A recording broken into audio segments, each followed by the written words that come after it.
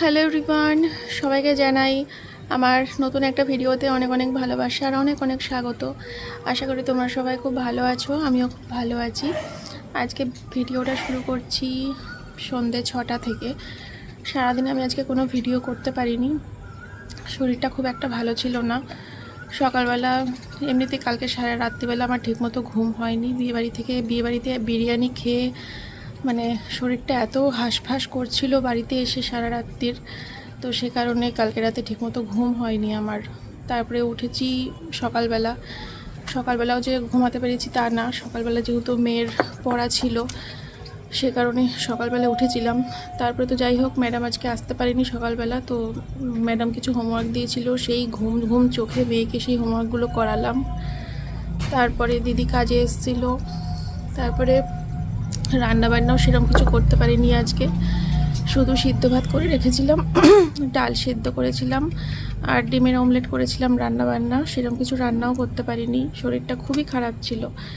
তারপরে তো জামা কাপড় ছিল, রাজ্যের জামা কাপড়, মানে প্রচুর কাছাকাছি হয়েছে, প্রচুর কাছাকাছি, তো সেগুলো সব রোদ্দুরের মধ্যে পুরা খাখা রোদ্দুর, তার মধ্যে জামা কাপড়গুলো মেলেছি। সারা রাত ঘুম হয়নি, ঘুম ঘুম চোখ একেই জ্বালা করছিল, তার উপরে ওই পোড়া রোদ্দুরে সব জামা কাপড় মেলেছি। তারপরে শরীরটা এত খারাপ হয়ে গেছিলো না, যার জন্য আমি ভিডিও শ্যুট করার মতো কোনো রকম পরিস্থিতিই ছিল না আমার শরীরের মধ্যে, তো সে কারণে ভিডিও করতে পারিনি। গিয়ে ওই সিদ্ধ ভাত খেয়ে শুয়ে পড়েছিলাম। শুয়ে পড়ে এই উঠলাম কিছুক্ষণ আগে, তখন বাজে 5:45 মতো বাজে।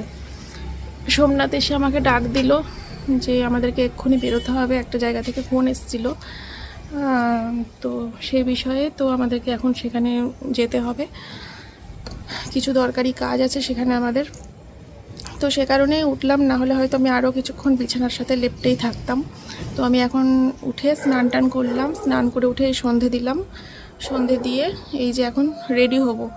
চা মনে হয় বাইরে খাবে নাকি যে কাজটাই আমরা বেরোচ্ছি সেই কাজটা মিটিয়ে এসে বাড়িতে এসে চা খাবে আমি জানি না, আমি ওকে দেখি জিজ্ঞাসা করে।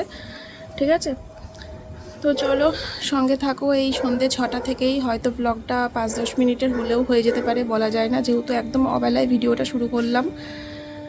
কামাই তো করতে পারি না বলো, মাঝখানে বেশ কিছুদিন কামাই করে ফেলেছি, তো আর এখানে তো একদিন কামাই মানে সেই দিনের ডলার পুরোপুরি দেয় না। আর আমার সংসারটা তো ইউটিউব থেকেই চলে, তো সে কারণে শুধু সংসার কেন, আমাদের সব কিছুই, তো সে কারণেই কিন্তু আর কামাই করার কথা ভাবতেও পারি না, যেহেতু কটা দিন একটা না 4-5 দিন করে ফেলেছি। যেমনই হোক, ছোট বড় যাই হোক, যারা আমাকে ভালোবাসো আমি জানি তারা ভিডিওটা দেখবে। চলো সঙ্গে থাকো, আমি যাই নিচে, হ্যাঁ রেডি হই। এই বিকেলের পরিবেশটা সত্যি অন্যরকম ছাদে, একটা সেই গোধূলি বেলা বলে না, এটা হচ্ছে এখন গোধূলি বেলা, বিকেল থেকে সন্ধে যাচ্ছে আর কি। দুপুর থেকে বিকেল হওয়ার যে সময়টা সেটা একরকম সুন্দর, তার থেকেও বেশি ভালো লাগে এই বিকেল থেকে সন্ধে হওয়ার মুহূর্তটা। চলো যাই নিচে যাই, রেডি হয়ে দরকারি কাজটা সেরে আসি, তারপরে দেখি যা জামা কাপড় রয়েছে ওই ভাঁজ করতে গেলে তো ব্যাস, আর তার সাথে রাতের খাওয়া দাওয়ার ব্যবস্থা করতে হবে। দুপুরে সিদ্ধ ভাত খেয়েছি, তো রাতেও ওই ডাল ফাল করতে হবে, নাকি ডালিয়া করবো, তো দেখি। বন্ধুরা এই যে দেখো রেডি হয়ে গেছি। আমার এই প্রিয় কুর্তিটা আজকে অনেক দিন পরে পরলাম, আর এই দরকারি ফোনটা না আসলে না আমি এখন বেরোতামই না। সংসারে সারাদিন ধরে শুয়েছিলাম, সংসারে কত কাজ পেন্ডিং হয়ে রয়েছে, তো সন্ধ্যাবেলা যে একটু এনার্জি সঞ্চয় করে কাজগুলো কমপ্লিট করব সেই ইয়েটাও হলো না। এখন 6:10 বাজে, ম্যাডাম এক্ষুনি ঢুকবে, ও এখানে পড়তে বসে গেছে, ওর একটু হোমওয়ার্ক বাকি ছিল সেটা কমপ্লিট করছে এখন। আর এই যে দেখো এক ঢাই হয়ে রয়েছে এখানে, শুধু এইখানে এক ঢাই হয়ে রয়েছে, এই দেখো চেয়ারের ওপরে এক ঢাই হয়ে রয়েছে দুই দিকে, তো এই সব ভাঁজ করতে যে কত সময় লাগবে, তার সাথে রাতের রান্না বান্না রয়েছে। চলো কাজটা মিটিয়ে আসি দেখি। আর সোমনাথকে বললাম যে বাইরে তাকে চা খাবো, তারপরে যেখানে ফোন এসেছিলো সেখানে তারপরে যাবো, আগে চা খাবো।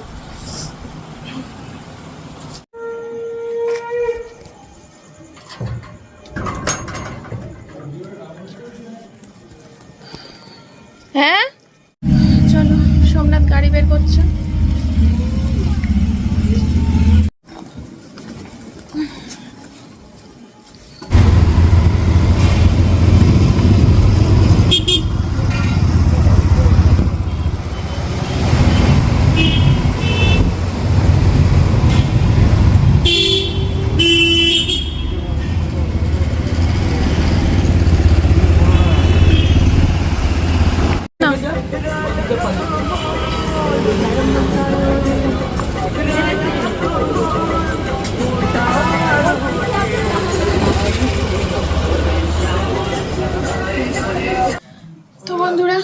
বাড়িতে ঢুকলাম এখন, আর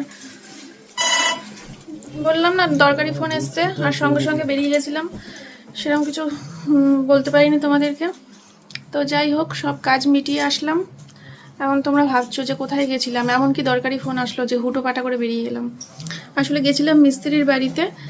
মিস্ত্রি তোমাদেরকে তো দেখাইনি, এই কদিন ধরে কন্টিনিউ 3-4 রকমের মিস্ত্রি আমাদের বাড়িতে এসছে, ছাদ মেপে ঝুপে গেছে, এক একজন এক এক রকম বাজেট দিয়ে গেছে। এ বলছে এত টাকা লাগবে, ও বলছে, না অ্যামাউন্টগুলো বলেই দিচ্ছি, এ বলছে 65,000 টাকা লাগবে, ও বলছে 1 লাখ টাকা লাগবে, এ বলছে 50,000 টাকা লাগবে, এ বলছে 55,000 টাকা লাগবে। এক একজন এক এক রকম বাজেট, প্রচুর মিস্ত্রির সাথে কথা হয়েছে। তো যাই হোক, সমস্ত সবার সাথে আলোচনা করে লাস্ট একজন মিস্ত্রি আমরা ঠিক করেছি যে 55,000 টাকা বলেছে। 55,000 টাকার মধ্যে টিনের ঘর করে দেবে, পুরো কমপ্লিট ছাদে, বুঝলে। তো উনি ফোন করেছিল, উনি এক জায়গায় ওই নাকি ছাদের মেঝে তো অন্য কেউ করলো, এটা তো রিয়াঙ্কার মিস্ত্রি। জল ছাদ রিয়াঙ্কার মিস্ত্রি করেছে, পাগল তুমি। রিয়াঙ্কাদের এই মিস্ত্রি করলো জল ছাদ? কেন আমাদের মিস্ত্রি করলো, তোমার বাবার মিস্ত্রি করলো না? কোনো বাবার মিস্ত্রি না, রিয়াঙ্কাদের কি এমন কথা বলছো তুমিও? আমার কিচ্ছু মনে নেই, মাথা নষ্ট হয়ে গেছে তোমার, পাগল হয়ে গেছে। আমার পুরনো ব্লগ চালিয়ে দেখতে হবে, আমার কিচ্ছু মনে নেই। আমি যতদূর জানি তোমার বাবার মিস্ত্রি করে গেছে। আমার বাবার মিস্ত্রি করেছে। তো যাই হোক, ওই মিস্ত্রি সারাদিন কাজে ব্যস্ত ছিল, অন্য কোনো বাড়িতে কাজ করছিল। তো আমাদেরকে ফোন করেছিল, ওই ফোন আসার সাথে সাথে আমরা হুটোপাটা করে বেরিয়ে গেছিলাম।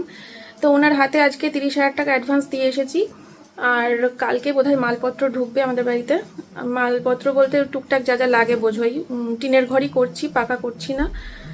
আর যা যা মাল ম্যাটেরিয়ালস আছে সব কিছু উনি নিয়ে নেবে। 30,000 টাকা জমা করে আসলাম, কালকে মাল ঢুকে যাবে, আর তারপরে বাকি থাকবে হচ্ছে 25,000 টাকা, তাই তো? 55 থেকে 30, 25,000 টাকা। আমি ওর অঙ্কে খুব ভালো, তো 25,000 টাকা হচ্ছে, পরে আবার চাইবে যখন দিয়ে দেবো। তো তোমরা জানিও বাজেট ঠিকঠাক আছে কিনা। একটা আমি বললাম, আমাকে জিজ্ঞেস করলো কী কী থাকবে ঘরের মধ্যে। আমি বললাম যে একটা 6-7-এর খাট আর একটা টেবিল আপাতত, ভবিষ্যতে হয়তো একটা আলমারি ঢুকাতে পারি। আর ওনার কাজ করে বেরিয়ে যাওয়ার পর আমার আবার লাইট ফ্যানের লাগাতে হবে, লাইট ফ্যানের ব্যবস্থা করতে হবে, দরজা জানলা লাগাতে হবে। লাইট ফ্যান দরজা জানলা বাদ দিয়ে উনি আমাকে 55,000 টাকা বলেছে। যাই হোক, চলো, এই তো কাজ মিটিয়ে আসলাম। চলো তোমাদের সাথে পরে আসছি, আমি একটুখানি রেস্ট নিয়ে নিই, তারপরে জামা কাপড় ভাঁজ করতে হবে, রাতে রান্নাও বসাতে হবে, চেঞ্জ করতে হবে। এসে আগে ডালিয়াটা বসিয়ে দিলাম, ঠিক আছে। আর ওবেলার রান্না বলতে এই একটু ভাত আছে, অল্প একটু ভাত করে আছে। আজকেও ব্রাউন রাইস করেছিলাম। বাবা, ব্রাউন রাইস তোমরা একজন কমেন্ট করেছো কেমন খেলে দিদি জানিও। ব্রাউন রাইস সত্যি বলতে খারাপ লাগেনি, ওই অনেকটা ফেনা ভাতের মতো। মানে আমি কিন্তু এমন ভেবো না তোমরা যে আমি ভাতটা গলিয়ে ফেলেছি, আমি কিন্তু ভাত গলিয়ে ফেলিনি। হ্যাঁ, মানে গরম জল হওয়ার সাথে সাথে চালগুলো কি হচ্ছে, এই চালগুলো 2 টুকরো হয়ে যাচ্ছে মাঝখান থেকে, 2 টুকরো না, 6 টুকরো 7 টুকরো হয়ে যাচ্ছে, দিয়ে একটা ফেনা ফেনা ভাতের আকার ধারণ করছে অটোমেটিক। আমি কিন্তু গলাচ্ছি না। হ্যাঁ, তো এই ভাত রয়েছে, খেতে খারাপ লাগছে না। ওই একটু ফেনা ভাত যারা খেতে ভালোবাসো তাদের জন্য ভালো। আর এই হচ্ছে দুপুরে বললাম না ডাল সিদ্ধ করেছিলাম আর ডিমের মামলেট, তো এই যে ডাল সিদ্ধ এইটুকু পড়ে রয়েছে, আর একটু ভাত আছে। দেখি কি করি, নষ্ট করব না, উঠে যাবে সবই। আর এখানে ডালিয়া বসিয়ে দিয়েছি, 3 জনের মতো হিসাব করেই ডালিয়াটা বসালাম আজকে, একটু বেশি করে, বুঝলে। এবার শুধু ডালিয়া দিয়ে তো খাওয়া হবে না, সাথে একটা কিছু লাগে। ওবেলা ডিমের অমলেট করেছি, আবার এবেলা ডিমের মামলেট, ইচ্ছাও করছে না, রান্না করতেও ভালো লাগছে না, কি করব। এখন বাসনগুলো সব গোছাতে হবে। জামা কাপড় যা রয়েছে আজকে ভাঁজ করার ইচ্ছেও লাগছে না, দেখি সব জড়ো করে রেখে দেবো। কালকে মেয়েকে স্কুলে পাঠাবো, স্কুলে পাঠিয়ে দিয়ে তারপরে সব জামা কাপড় নিয়ে বসবো ভাঁজ করতে, ভাবছি ওটাই করবো। কালকে ফ্রিজে মাছ আছে, ফুলকপি আছে আর কাতলা মাছ আছে, সেই যে কিনেছিলাম না, একটুখানি সরিয়ে রেখেছিলাম না, পরেও রান্না করবো বলে, ওই কাতলা মাছটা আছে, ফুলকপি আছে। তো কালকে মাছের ঝোল ভাত করে রেখে চটপট করে জামা কাপড় ভাঁজ করতে চলে যাব। মিনিমাম 1 ঘন্টা লাগবে ওই জামা কাপড় নিয়ে বসতে, ভাঁজ করতে আমার। তার মধ্যে কালকে মিস্ত্রি মালপত্র নিয়ে কখন ঢুকবে সেগুলো আবার দেখার বিষয় আছে। যাতে চলো আমি এখন চিন্তা করি ঘরে বসে বসে ডালিয়াটার সাথে কীভাবে ডালিয়াটা খাওয়া যায়। একটু ওই ডিমের মামলেট খেতে ইচ্ছে করছে না, দুপুরে খেয়েছি আবার রাতে। দেখি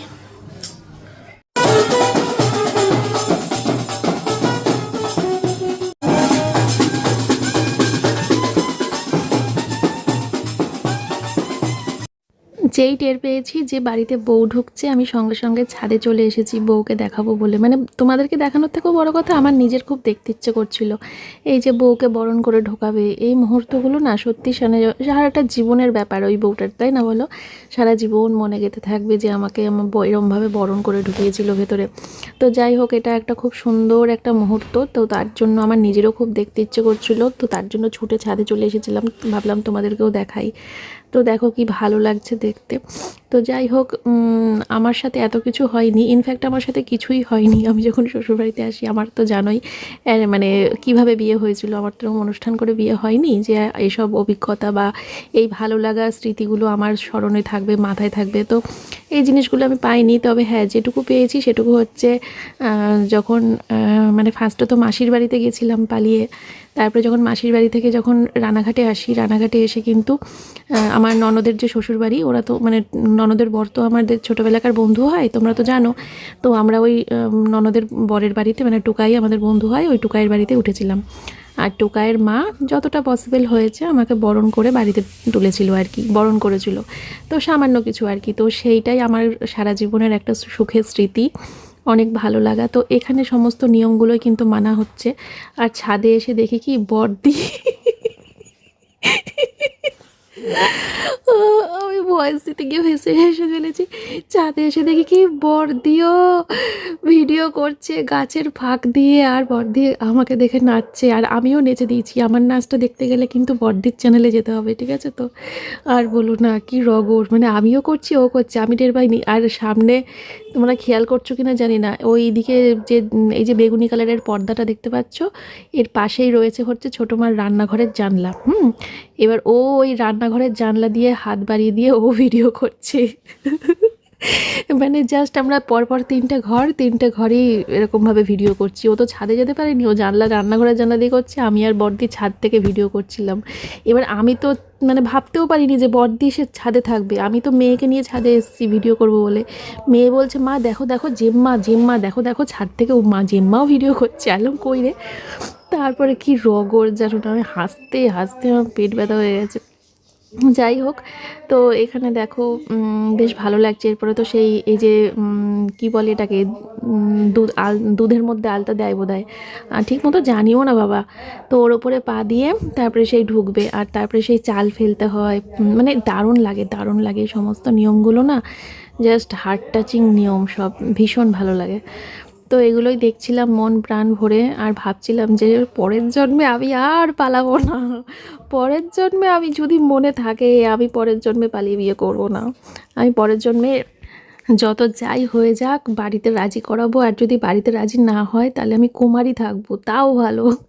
কিন্তু এই যে সুন্দর সুন্দর নিয়ম, এই যে কোণে সাজা, ছাদনাতলা, এই যে বরণ, এইগুলো আমি আর মিস করছি না। আজকে একটু অন্যভাবে ডালিয়াটা করার চেষ্টা করলাম, যাতে আমার মেয়ে খায়, খেতে বসে নখরা না করে, বুঝলে? ওই দিক ফার্স্টে এদিকে তো ডালিয়া যেমন হচ্ছিল, এদিকে কি করলাম, তেলের ওপরে জিরে, আদা, পেঁয়াজ, জিরে গুঁড়ো সব কিছু দিয়ে একটা কষালাম, কষিয়ে সে কষাটা এর মধ্যে ঢেলে দিয়েছি।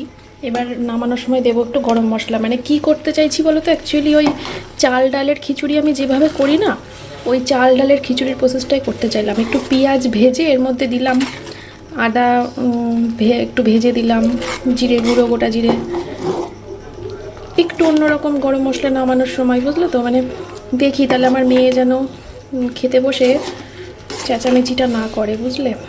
ও আবার একদম ডালিয়া পছন্দ করে না, বুঝলে তো? তার মধ্যে আলু নেই, ও আজকে রেগে যাবে। তার মধ্যে মাছ ভাজা দেখতে পাবে, মাছ ভাজা দেখতে পেয়ে তো আরও রেগে যাবে। তো এই সব কিছু চিন্তাভাবনা করে এই প্রসেসটা করলাম, যাতে ও ভাবে কি এটা চাল ডালের খিচুড়ি, ভাতের খিচুড়ি, এটা ভাবে, বুঝলে? ভেবে খেয়ে নেয়। চলো, হয়ে গেছে। এবার আমি গরম মশলাটা ছিটিয়ে বন্ধ করে দেবো। দিয়ে মাছটাকে ভেজে ফেলি। 3টে মাছ আছে দেখো। এই মাছটা কিন্তু আমার না, জানো তো, আমার যেমন মাছ ছিল সেই মাছটা আমার মাছই রয়েছে।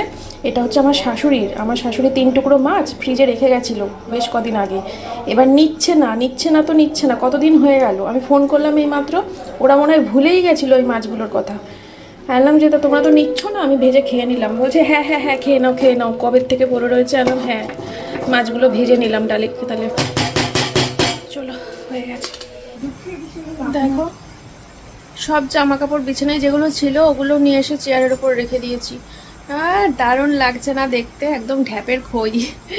ঠিক আছে, তো ওইগুলো ওখানে থাক। আমি পরে কালকে মেয়েকে স্কুলে পাঠিয়ে তারপরে নিশ্চিন্ত মনে ওই কাজগুলো করবো।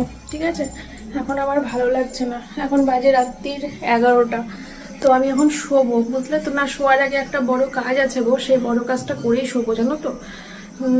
তার আগে বলি, খাওয়া দাওয়া কমপ্লিট করে এই যে আমার রান্নাঘর, আমার স্বাদের রান্নাঘর একদম ক্লিয়ার করে পরিষ্কার পরিচ্ছন্ন করে তারপরে কিন্তু আমি এখন নাইটি চেঞ্জ করব। নাইটি চেঞ্জ করে তারপরে শোবো। আর যে বড় কাজটার কথা বলছিলাম, সেই বড় কাজটা কি বলো তো, ওই এসি। ছোটো ঘরটা থাক, ছোটো ঘরে তো এখন শুচ্ছি না, যখন শোবো তখন ছোটো ঘরটাও করতে হবে। ছোটো ঘরটাও খুব ইম্পর্টেন্ট। মাঝে মাঝে দুপুরের দিকে ছোটো ঘরে শুতে আসতে লাগে। তো যাই হোক, এখন ছোটো ঘরটার কথা বাদ দিলাম। বড় ঘরের এসির ওই যে ব্লেডগুলো, সোমনাথকে বললাম যে ওই ব্লেডগুলোকে নামিয়ে দাও। আমি আবার বের করতে পারি না, আমি পরিষ্কার করতে পারি। তো আমি ওকে বললাম তুমি ব্লেডগুলো নামিয়ে দাও, আমি পরিষ্কার করতে বসি। ওগুলো পরিষ্কার করে তারপরে হাত মুখ ধুয়ে নাইটি পাল্টে শোবো, বুঝলে। ওই হাওয়া হচ্ছে না।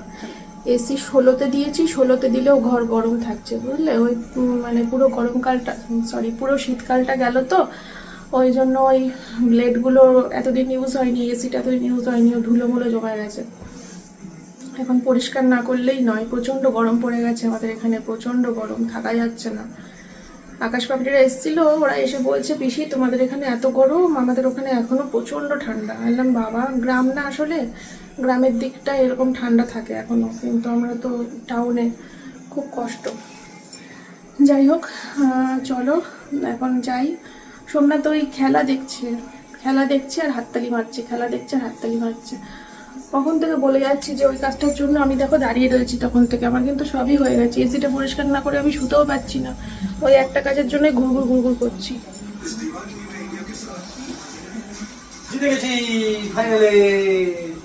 দাও, আমাকে নামিয়ে দাও গো। আমি কতক্ষণ সময় লাগে জানো ওটা পরিষ্কার করতে। আমি এখন আর খেলামেলা দেখি না, আগে দেখতাম। যখন ছিল, ইউটিউব ছিল না, টিকটক দেখতাম যখন। ওই টিকটক দেখার সময়, মানে আজ থেকে 6-7 বছর আগের কথা বলছি, তখন আমি খুব দেখতাম খেলা। ভাল লাগে না। যে সিরিয়ালগুলো আমার প্রাণ ছিল, আমার জীবন ছিল, যে সিরিয়ালগুলো মানে দেখার জন্য মনে পারলে মানে নাকে মুখে গুজে ভাত খেয়েছি, দম আটকে গিয়ে ভাত খেয়েছি। তাড়াতাড়ি করে ভাত খেয়ে আমাকে এই টাইমের মধ্যে টিভি চালাতে হবে, সিরিয়াল শুরু হয়ে যাবে। ওই করোনা যখন শুরু হলো, করোনার টাইমে কোনো বলা নেই, কওয়া নেই, কোনো কিছু জানানো নেই মানুষের। আমাদের ইমোশন নিয়ে মানে পুরো যাচ্ছে তাই চচ্চড়ি হয়ে গেল, ইমোশনের পুরো চচ্চড়ি হয়ে গেল। হঠাৎ করে কি শুনলাম, কালকে থেকে আর সিরিয়াল দেবে না। জি বাংলায় দেখতাম, স্টার জলসায় খুব একটা দেখতাম না, আমার বেশিরভাগ সিরিয়াল জি বাংলাতেই ছিল। হঠাৎ করে কি অ্যানাউন্স হয়ে গেল, করোনার কারণে আগামী দিন থেকে সমস্ত সিরিয়াল বন্ধ। এত বড় একটা আঘাত পেয়েছিলাম না তখন মনের মধ্যে, তোমরা ধারণা করতে পারবে না, খুব কষ্ট হতো। আমার কপাল পড়েছে, তোমার কপাল তৈরি হয়েছে। হ্যাঁ হ্যাঁ, তবে একটা ভালো কাজ, অত সুন্দর আমার স্যালারি। কপাল তোমার কপাল আলাদা না তবু ভাবো একবার, সবে মানে এত সুন্দর কাজটা পেয়েছি, অত বড় স্যালারি, মোটা টাকা মাইনে পেতো শুনলাম, জানো। সেই কাজ আমি জবে চাকরিতে ঢুকেছি। উড়ান কোম্পানি এখনো তো আছে গো, তুমি খোঁজ নাও না, যদি আবার তোমাকে নেয়। অনেক চিঠি পাঠিয়েছি, অনেক মেল করেছি, একবার ছাঁটাই করে একদিন নেয়। তোমার মতো তো কত ছেলের কাজ গেছে। ওই আমাদের লোটে প্রায় 50-45 হাজার চাকরি গেছে ওই উড়ান কোম্পানি। আবার যখন করোনার পরে যখন আবার ছেলে পেলে নিল, ওদের উচিত ছিল যে এদেরকেই আবার নিয়ে এবার এবার নতুন করে ওরা নিয়েছে, রিক্রুটমেন্ট করেছে, পুরোনো স্টাফ কাউকে নেয়নি। আমি তো কতবার এটা উচিত হয়নি, ওদের পুরোনো স্টাফদেরকে আগে নিতে হতো। এভাবে ভাতে মেরে দিল কোনো তুমি একদম। তাই বলছো? উড়ান কোম্পানিতে ইন্টারভিউতে ডাক আসলো, ভিডিও কল ইন্টারভিউ হলো, পরে যখন ওয়ার্ক এক্সপিরিয়েন্সের ডকুমেন্টস মানে সিভি যখন জমা দিলাম ওয়ার্ক এক্সপিরিয়েন্সের কাজ দেখে উড়ান কোম্পানিতে, তখন বললো আপনি উড়ান কোম্পানিতে তো কাজ করতে গেলেন। হ্যাঁ হ্যাঁ, তাহলে তাহলে আর নেওয়া যাবে না। তার মানে ওই পুরনো যারা কাজ করতো তাদেরকে আর অতটা আগ্রহ দেখায়নি তাদের প্রতি। যাকে সবসময় ছোটোখাটো কোম্পানিতে কাজ করতো, ওই একটা বড় কোম্পানিতে কাজে ঢুকেছিল, মোটা অঙ্কের টাকা স্যালারি দিত। তারপরে যখন করোনার সময় যখন চাকরিটা চলে গেল না বন্ধুরা, আমার মানসিক পরিস্থিতি, একদিকে অ্যানাউন্স হচ্ছে কালকে থেকে সিরিয়াল আর হবে না, সিরিয়াল বন্ধ হয়ে গেল, সমস্ত চ্যানেলে সিরিয়াল বন্ধ। নেতাজি দেখতাম, আরো প্রচুর সিরিয়াল দেখতাম গো। এখন তো করোনা ঠিক হয়ে গেছে, সিরিয়ালগুলো আবার যেখান থেকে শেষ করেছে সেখান থেকে আবার শুরু করলো না। ওই সিরিয়ালগুলো জীবন ছিল আমার, আমি যে কি কেঁদেছি না ওই সময়টা। সিরিয়াল বন্ধ হয়ে গেল, সোমনাথের চাকরি চলে গেল, টিকটক ইন্ডিয়াতে ব্যান করে দিল, মানে চারিদিক দিয়ে আমি পুরো শেষ হয়ে গেছিলাম। তারপরে আবার ইউটিউব শুরু হলো, সেটা দেখো। হ্যাঁ, তখন ওই যে ওই শেষ সময় ইউটিউব যদি শুরু না করতে তাহলে কি হতো? কেন তুমি তো বলতে মনে হয়, তুমি না আমার বাবা বলতে জানো, ওই হ্যাপি উইথ মামনের ভিডিও দেখতাম সারা রাত শুয়ে শুয়ে, আর বলতে কি হয় ঘরের কাজ করে আর ভিডিও করে কেন, কি হয় আমার বাবা বলতো। না তুমি না, বাবা বলতো, আমার বাবা বলতো। আমি হ্যাপি উইথ মামনের খুব ভক্ত ছিলাম। এখন তো কাজের চাপে দেখা হয় না, তাও কালকে রাত্রিবেলা চ্যানেলটা খুলে দেখলাম যে কি অবস্থা, ম্যাডামের একটু দেখে আসি। দেখলাম পুপু কত বড় হয়ে গেছে। পুপুকে কয়টুকু দেখেছিলাম আমি, মনে হয় ওদের চ্যানেলের মানে রেগুলার ভিউয়ার্স ছিলাম প্রথম দিককার। এবার দেখি কি কালকে যখন চা দিয়েছি না, ওদের চ্যানেলটা অনেকদিন পর খুলেছি, দেখি পুপু কত বড় হয়ে গেছে। যাই হোক, ভালো লাগলো পুপুকে দেখে খুব, কত ছোট দেখেছিলাম তো। এবার আমি যখন রাত্রিবেলা করে রোজ রাতে দেখতাম, আমার বাবা মা শুনতো এ কি করে ঘরের কাজ দেখায় আর ভিডিও করে, কি হয়। হ্যাঁ, এই দেখো ইঁদুর এসেছিল আমাদের ঘরে, জানো? এই দেখো ইঁদুর এসে কালকে যে বিয়ে বাড়ি গেছিলাম, ওই যে বললাম না বরযাত্রীকে একটা করে প্যাকেট দিয়েছে, তো এই প্যাকেটটা দিয়েছিল, আমি ঢেলে খুলে এখানে রেখে দিয়েছি, এটা দিয়ে ঢেকে রেখে দিয়েছি। পরে এসে দেখি কি এ দেখো লাড্ডুটা ইঁদুরে এসে খেয়ে গেছে। এবার সোমনাথ বলছি ইঁদুর আসেনি, গণেশ এসেছিল। আমি বললাম তাহলে তাই হবে, এই যে এখান থেকে সিংহাসন তো সামনেই আছে, এবার সিংহাসন থেকে এক লাফ দিয়ে এসে হয়তো একটা কামড় খেয়ে আবার সিংহাসনে উঠে গিয়ে বসেছে, তাই না? দেখি দেখি গেল না, না হুপ করে পালিয়ে গেল না। কি কি হলুদ রঙের গেঞ্জি পরেছিল মনে হয় গণেশ, না? না একে দুটোই থাকে, দুটো করে থাকে পাখা, না চারটে থাকে? দুটো থাকে। না না, আমি এখন দুটো ঘর করতে পারছি না, আমি এটা করে আমি পারছি না, আমি একটা এটা করে আমি শুয়ে পড়ি। কালকে দিও, কালকে মেয়ে স্কুলে যাবে যখন তখন দিও। কালকে এক তরকারি ভাত করে পড়ে যাচ্ছে, কালকে এক তরকারি ভাত করে রেখে দেবো, রান্না মাছের ঝোল ভাত দিয়ে এই এসি পরিষ্কার করব আর জামা কাপড় ভাঁজ করবো। দেখো দেখো, ইস হাওয়াটা বেরোবে কোথা দিয়ে, আমার মাথা দিয়ে। তো যেটা বলছিলাম তখন, বুঝলে তো তোমাদেরকে, তখন যে মানসিক পরিস্থিতি কি গেছে। একদিকে টিকটক ব্যান হয়ে গেল, একদিকে সোমনাথের চাকরি চলে গেল, একদিকে সব সিরিয়াল বন্ধ হয়ে গেল, আমি ছিলাম না।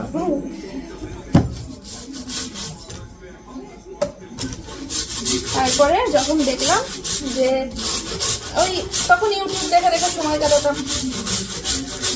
এবার আমার বাবা বলতো ওরকম, কি দেখিস ভিডিও, কি করে এরা ঘরের কাজ করে।